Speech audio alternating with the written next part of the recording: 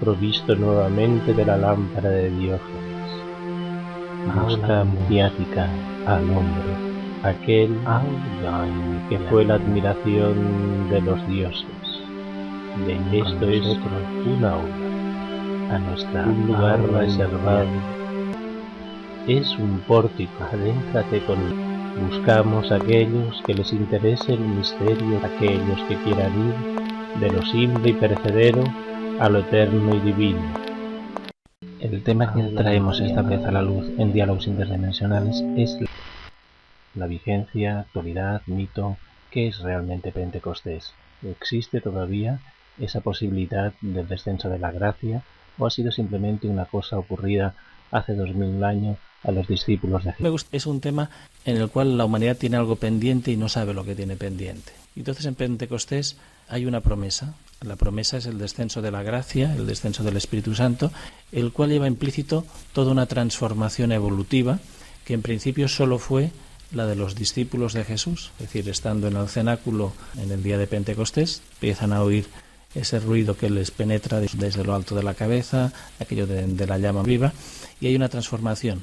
La gente de fuera los oye que están hablando en distintas lenguas y es como los carismas. Entonces eso queda como el hecho de los apóstoles, una cosa que ocurrió ahí. Sin embargo, para mucha gente eso no es una cosa que ocurrió hace 2000 años, sino que eso es una promesa hecha a toda la humanidad, que sería el advenimiento de la gracia, y eso implicaría. Entonces aquí es donde volvemos otra vez a abrir el diálogo, no entre nosotros para que hagamos enjuiciaciones más filosóficas, teológicas, supuestas, sino desde alguien que conoce de qué va esa realidad, qué es lo que implica, si existe realmente una energía que desciende desde lo alto y si esa energía realmente transforma de una forma continuada.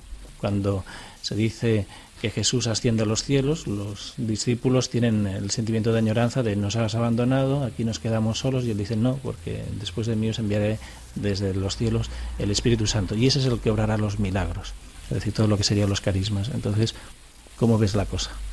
Tenemos asistencia por el otro lado. ¿Colabora? Hay aquí un caballero, es una presencia angélica. Sí, entonces, ¿qué es lo que sería esto? ¿Es una cosa real, el descenso de la gracia, el descenso del Espíritu Santo? ¿Nos pueden asistir en ver las cosas más claras, que no sea simplemente una cosa que se va contando como un cuento para niños? Dice que sí, que esto es una promesa dada que se mantiene, que hay una etapa previa. Dice que pocos hombres consiguieron el poder abrir las puertas para que pudiera descender, que no se trata de que descienda porque sí, si no se abren esas puertas no puede la fuerza acceder para transformar. ¿Qué es lo que se tendría que abrir, cómo tendría que ser la preparación y qué es lo que realmente desciende desde lo alto? Dice que la preparación es un estado permanente de ser, que estos discípulos en el pasado no fueron ni siquiera todos los conocidos, solamente unos cuantos, los iniciados, que la iniciación tuvo una temporada previa de preparación, que aparte del entusiasmo, la fe en esta llegada, la absoluta certeza de que era real, esta promesa les ayudó en esa preparación. Que la gente ahora está descreída, primero tiene que tener la certeza de que esta promesa es real, que esta es lo más importante, lo primero, que el hecho de que caminemos por el mundo sin estar en el mundo es el segundo paso. Esto habla de abrir las puertas. Y por supuesto no es algo colectivo, no hay en este momento la postura adecuada de las gentes para que esta fuerza descienda. Que si lo hiciera y lo que desciende es algo que es imposible de describir con palabras, que es algo demasiado grande. Ellos recibieron solo una porción, la promesa está dada para que sea el término de los tiempos. Es la presencia de la mismísima divinidad en el plano físico, rompiendo todas las escalas, todas las frecuencias para acceder en su capa más densa, que es el plano físico. Ahora, ¿en qué situación se encontraría la humanidad para acceder a ese Pentecostés? Sea ¿A título individual, a título grupal o a un título más o menos colectivo? A título individual hay muchos seres que están preparados, pero todavía no han dicho el sí, no lo han reclamado, no lo han pedido, que no se trata de pedirlo con palabras, ni siquiera con muchas ganas. Dice que es algo mucho más serio, y esa petición es más seria, pero sí hay gentes preparadas, pocas pero las hay. ¿Cómo implicaría esto en el resto de la colectividad? Dice que solamente transformaría de manera individual a estas gentes si reclamaran lo que les pertenece, lo que ya están listos para recibir. Que visto desde fuera entre los propios hermanos generarían algo así como discordia, que muchos de ellos se retirarían del mundo, desaparecerían físicamente del mundo. ¿Qué es lo que ocurrió en el hecho de los apóstoles para que descendiera el Espíritu sobre ellos? Dice que fueron personas preparadas, que no tienen nada que ver con lo que cuentan las Escrituras. La iniciación es algo absolutamente hermético. Solamente ellos y aquel que les preparó conocían los misterios de esta iniciación. Durante un poco menos de 3 años fue continua, que nosotros tenemos solamente ahora restos de contacto con las gentes, de situaciones de milagros dados para mantener esa esperanza, pero que esto fue una preparación intensa de comunión con la propia divinidad, que no todos los apóstoles fueron bendecidos por esta gracia. Pero sigue si quieres revelar lo que quieres. En principio, ellos consiguieron la vida eterna, es decir, de forma consciente. ¿Qué ha sido de ellos? Dice que ellos ahora pertenecen a reinos en los que ayudan, preparan la llegada del reino de Dios a la tierra. Más allá de la frase que muchos conocemos de la llegada de Dios a la tierra, ¿cómo sería esa llegada? Dice que es complicado, que no tiene nada que ver con todos las voces que se van dando, que sería una transformación absoluta. El ser humano quedaría por completo desnudo ante la divinidad, transparente, que esa percepción de sí mismo al cambiar modificaría todo su comportamiento. Dice que ayudaría no solamente al ser humano, sino a todo el plano físico. El descenso de la gracia, el advenimiento del Espíritu Santo, localmente en el cerebro, ¿qué es lo que implica?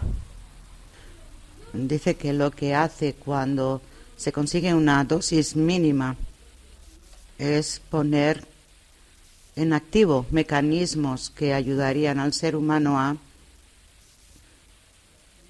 poner en funcionamiento el cuerpo físico tal y como nosotros lo vemos para esa transformación. Está hablando de una especie de materia humana más refinada, que se activarían todos los circuitos, que se podría llegar a tener percepciones hasta de la visión en 180 grados. Uno podría estar viendo no hacia el frente, sino en todos los espacios y en todos los planos. Dice que empezarían a poder tener la capacidad de poder dividir. No, está hablando de separar sus moléculas, que podrían hacer todo aquello que muchos sueñan, intuyen en sus sueños. Moverse, viajar, entrar, salir. Cuando a veces desde el apartado de religiosos se habla del Espíritu Santo, ¿qué es en concreto el Espíritu Santo? ¿Es simplemente una fuerza? ¿Es un ser? ¿Es una inteligencia? ¿Es una consciencia? ¿Qué es el Espíritu Santo? Dice que es el aliento de Dios con todas las virtudes que podamos llegar a imaginar y más, con todas las cualidades, que es el aliento de Dios, aquel que barre todo aquello que entorpece la luz. Esa fue la misión de Jesús, es decir, cuando se habla de él como Salvador, fue el predicar, el dar pie a que la especie humana tuviera en cuenta que existe ese aliento de Dios para poder salvarlos, con mayúsculas. Dice que si realmente Él es el Salvador, que aunque no sea como muchos dicen que fue limpiando los pecados de la humanidad, en realidad sí borró las viejas deudas antiguas para dar pie a una nueva humanidad, que eso que nosotros lo vemos en pasado se mantiene, es como si fuera todavía presente. Nosotros somos herederos de esa cultura clásica, que podemos poner el nombre de cristianismo, que suele estar personificada incluso con lo que es la doctrina católica desde Roma. ¿Qué hay en el elemento institución? ¿Tiene alguna conexión con esa realidad o simplemente se han quedado en la teoría en la actualidad? Dice que tienen guardados los tesoros, pero no los están regalando a quienes pertenecen, que conocen el trasfondo de todos esos tesoros, pero el terror a perder el control no les ha dejado, no han querido transmitirlo. Dice que ellos han perdido ya las llaves del reino. Es decir, se podía hablar de ellos con aquella parábola de que están en la puerta, que ni entran ni dejan entrar. Dice que sí, ellos han perdido ya cualquier derecho, que la responsabilidad que ha recaído en ellos no la han sabido mantener. Ahora a nivel colectivo, a nivel digamos mundial, mucha gente vive en la zozobra, en el pensamiento más dual entre el apocalipsis, la crisis y la esperanza de la llegada de algo nuevo. ¿Qué situación ahora es la que se está viviendo realmente? ¿Hay apocalipsis o hay esperanza de nuevo? Dice que hay ahora el derrumbe de los viejos mundos conocidos, que no es algo que se tenga que apreciar. Todavía se intentarán aferrar a las antiguas formas de vida que les favorece, que les hace sentirse seguros. Dice que esto está ya obsoleto, debe desaparecer, que esto es el apocalipsis en realidad, que hay una etapa nueva, pero dice que esta etapa todavía tardará en llegar, que cuando todo haya desaparecido tiene que haber un periodo de saneamiento, que el ser humano vagará por el desierto durante un periodo prolongado de tiempo para poder ser consciente de sus culpas. Para poder tener acceso a la gracia debe pedir perdón. Colectivamente, ¿qué está ocurriendo con la humanidad que está en esta especie de impasse, que simplemente busca el satisfacer sus necesidades inmediatas, como sería la supervivencia material y una especie de convivencia pues rutinaria? Dice que esto va a permanecer así porque ya lo acaba de decir, intentan aferrarse a lo que conocen como seguro, que habrá periodos en los que serán barridos muchos, está hablando países o culturas de esos países, y volverán a renacer, pero siempre con las bases equivocadas, que el hecho de que vean peligrar su forma de vida no garantiza su despertar, ni quieren despertar.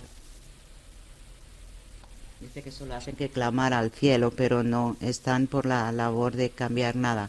Que en este momento muchos creerán ver llegar el fin del mundo, el fin de los tiempos, y la naturaleza está haciendo eco de ese miedo, pero dice que no deja de ser simplemente cambios y reajustes a nivel planetario, que suelen ser cíclicos, que volverán a repetirse dentro de un tiempo. La diferencia es que ahora todos pueden verlo, contemplarlo en tiempo presente. Antiguamente nadie era consciente de lo que ocurría al otro lado del mundo.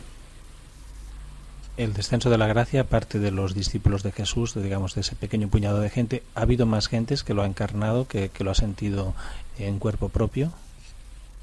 Dice que sí, en algunas otras culturas han tenido el aliento de la divinidad con otros nombres. Han sido seres que se han encargado de ser los intermediarios entre los hombres y los dioses. ¿Cuál sería la forma más adecuada para intentar vivirlo de forma real, que no sea simplemente como una cosa anecdótica, temporal del calendario? Dice que todavía estamos con las puertas sólidamente cerradas, que la apertura no basta con que sea con la fuerza de la voluntad. Tiene que haber realmente una transformación interior, tiene que haber una preparación previa de retiro interior, voluntario, tiene que haber una voluntad de soltar el mundo que nos envuelve y nos aprisiona para poder estar desnudos ante Dios y poder recibirle.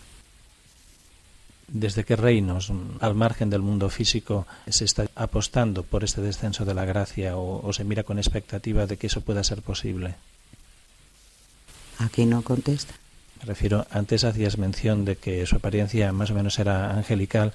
¿En qué estamentos fuera del mundo físico son los que, digamos, están por esa apuesta? Dice que él es uno de los cientos de miles de mensajeros que ellos pertenecen a la propia divinidad. Son algo así como estelas que provienen de la propia divinidad, que no está ubicada en ningún lugar, no está en ningún sitio y está en todos a la vez.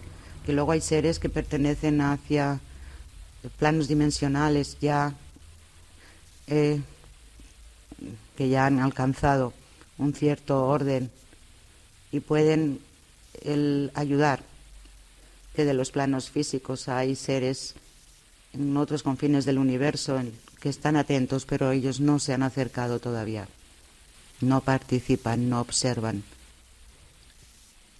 ¿En qué momento, lo que podríamos desde el mundo físico denominar evolución, nos encontraríamos? ¿Estamos en un proceso de evolución, en un proceso de estancamiento, en un proceso de involución o autodestrucción?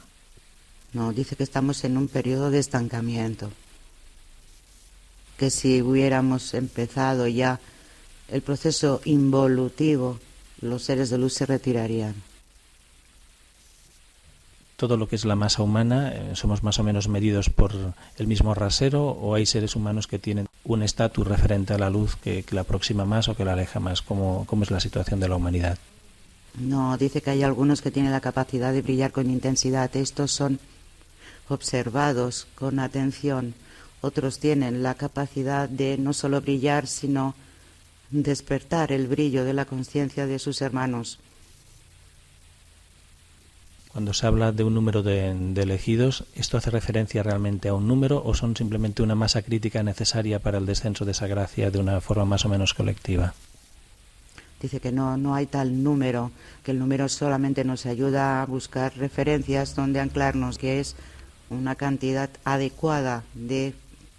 Está hablando de chispas de luz brillando con intensidad para poder atraerla. ¿Qué es lo que ocurre en la especie humana para que esté tan alejado de esta realidad o de esta promesa?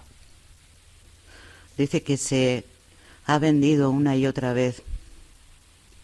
¿A quién se ha vendido? ¿Qué es lo que se ha vendido? ¿La conciencia, el poder estar consciente, lo inmediato? ¿Qué es lo que ha ocurrido? No contesta. Cuando un niño llega al mundo, ¿cuál es el propósito de la llegada de un nuevo ser a la Tierra, al mundo físico? Dice que la llegada de una criatura es la luz con intensidad, que es la forma de poder mantener esa luz y aumentarla en densidad, que viene sin lastre del pasado, aunque tenga condicionantes, viene limpiada, que eso es un periodo preparatorio arduo. ¿En qué momento el ser humano dejó ese objetivo y se ha conformado con un pequeño plato de lentejas? No contesta, no dice nada. Se celebra lo que es Pentecostés, pero también en algunos lugares en la zona del sur celebramos lo que sería el Rocío. ¿Hay alguna vinculación entre la Madre Divina y el Espíritu Santo? Dice que son dos fuerzas que se complementan, que es necesaria la fuerza de la Madre Divina para poder reclamar a la fuerza del Espíritu, que no están separadas, no están aisladas entre sí, que solo nosotros las percibimos de una manera separada, compartimentada. Es decir, Madre de Dios y Espíritu Santo sería lo mismo. Dice que Padre, Madre, Espíritu son una sola cosa. ¿Alguna cosa más que se nos estuviera aquí escapando en esta conversación que pudiera él aportar? Se calla. Entonces se da por hecho que no tenemos opción a poder recibir esta fuerza del Espíritu.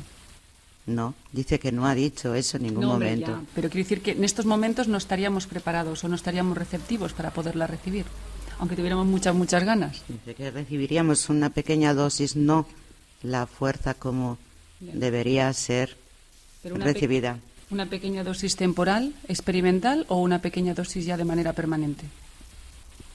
Aquí sonríe, pero no te dice. Bueno, hay distintos grupos con distintas confesiones que más o menos buscan su inspiración en lo que es el descenso del Espíritu Santo y la gracia. Me estoy refiriendo, por ejemplo, en el mundo de los protestantes serían los pentecostales y también en el mundo de los cristianos, los carismáticos. Ellos se acercan a esto de aquí, es una ventana abierta, es una bocanada de aire fresco, o también han quedado desviados del objetivo.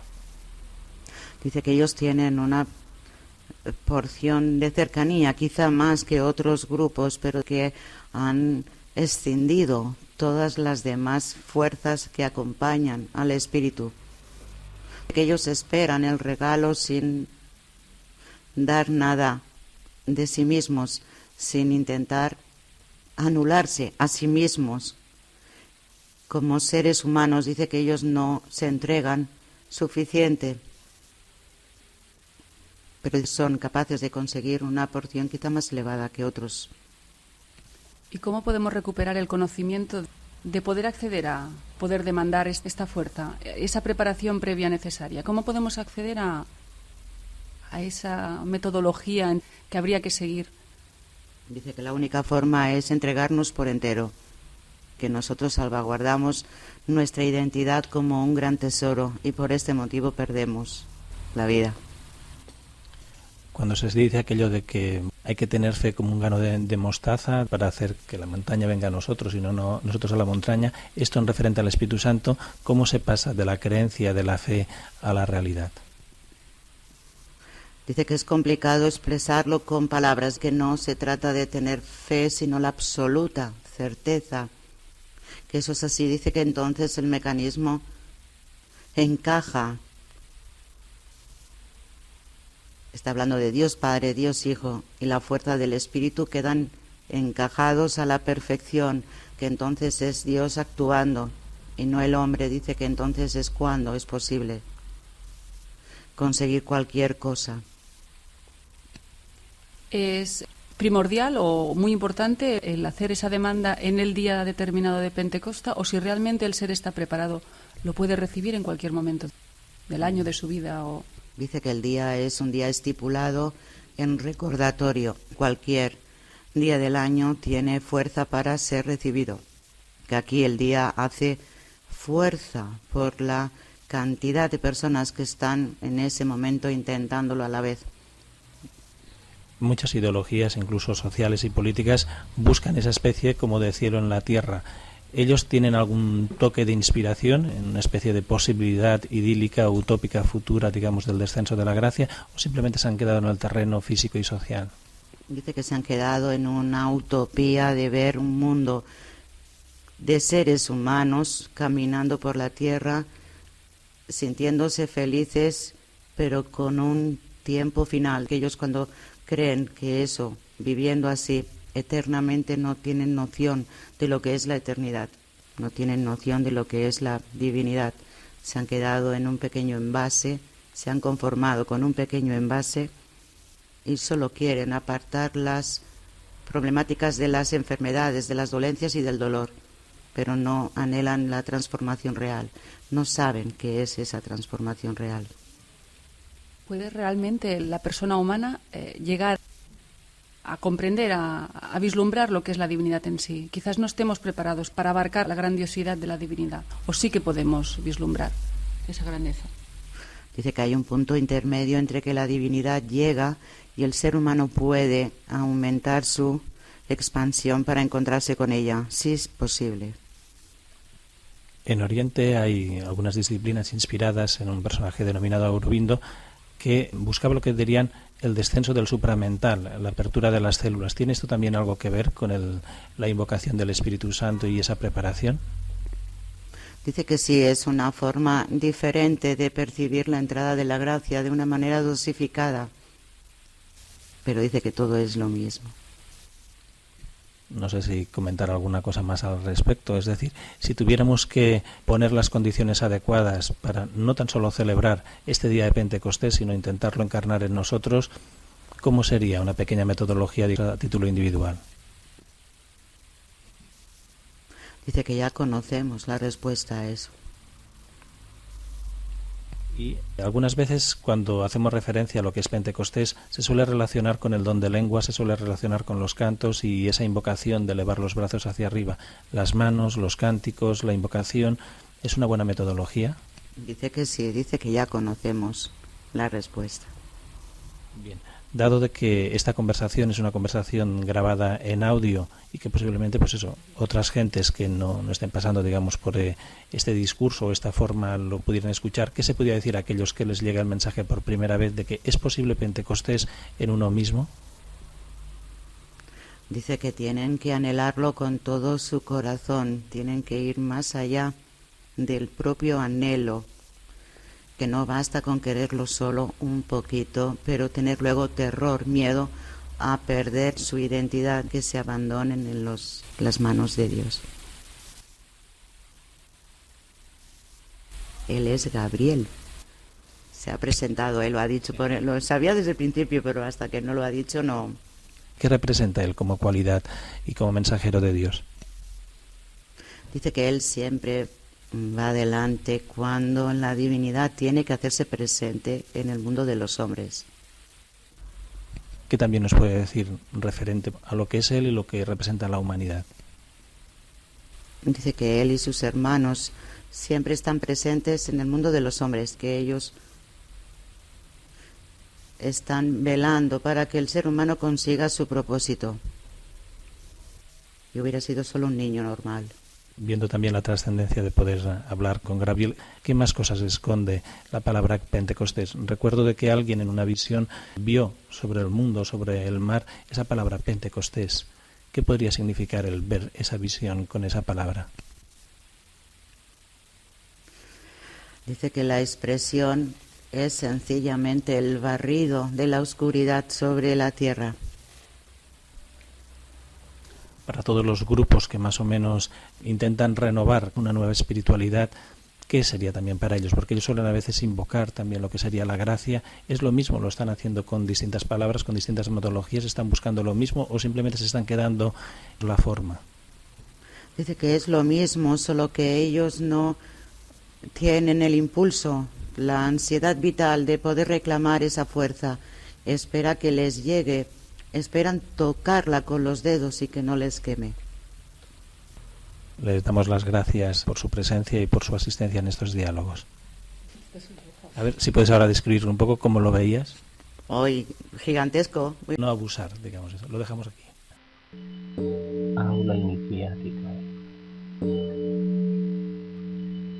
Aula iniciática. Aula iniciática.